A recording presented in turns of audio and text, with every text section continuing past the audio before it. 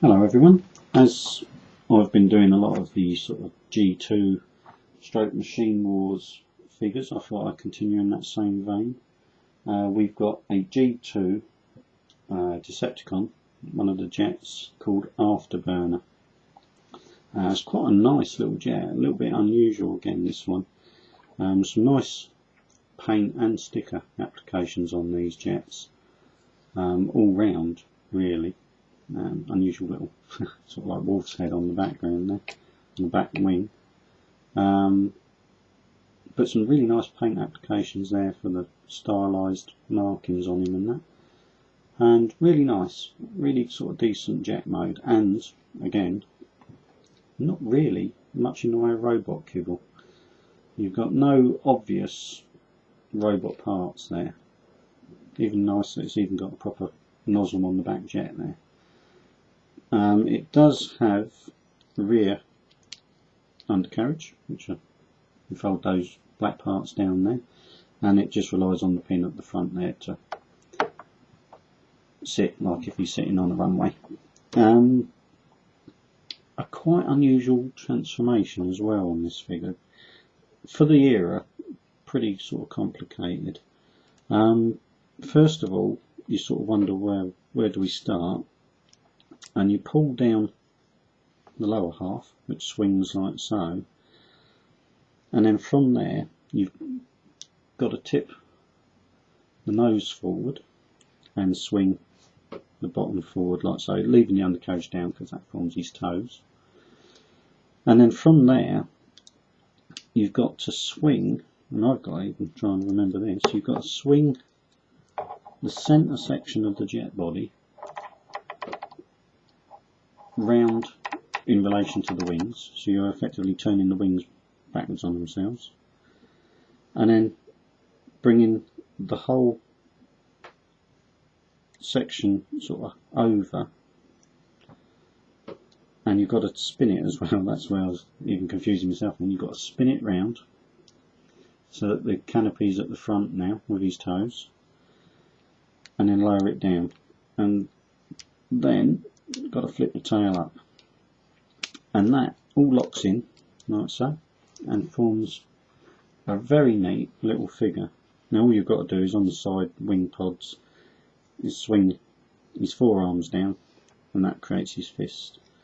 Now he's a little bit kibbly heavy. Unfortunately his tail does make him have a huge backside, which is a little bit of a shame, because the rest of the figure, I think you agree, is quite a nifty little transformation.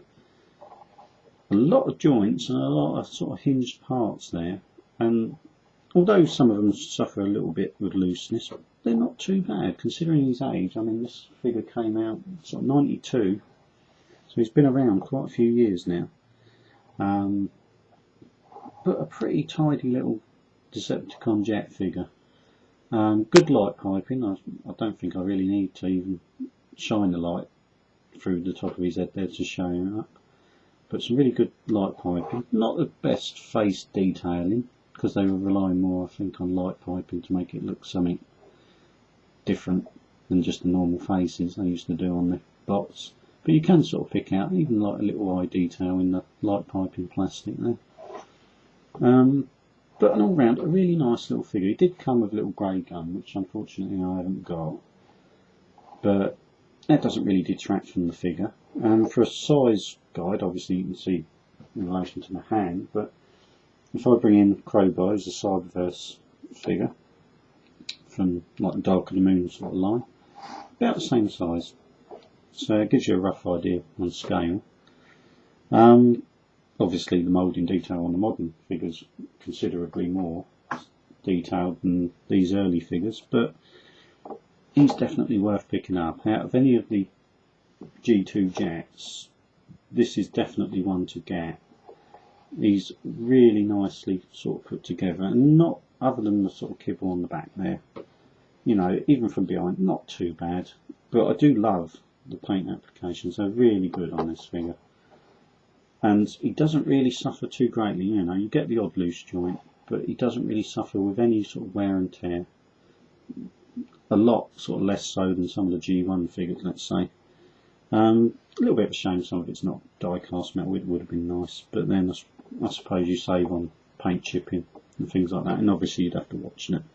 None of these sort of little corners and that are broken off or scuffed, but definitely one to pick up.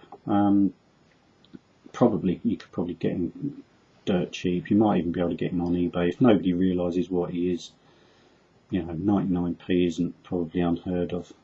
Obviously, the better the condition, the more he's going to cost you, but he's definitely worth getting, and he's a great little addition on your shelf for your Decepticon sort of forces. I hope you've enjoyed that review. He's definitely one I would suggest picking up out of any of the G2s. I think you would enjoy having him. And that's about it really. Nothing much more to say about him. Hope you've enjoyed the review. Please feel free to rate and comment, and I shall see you again for another review.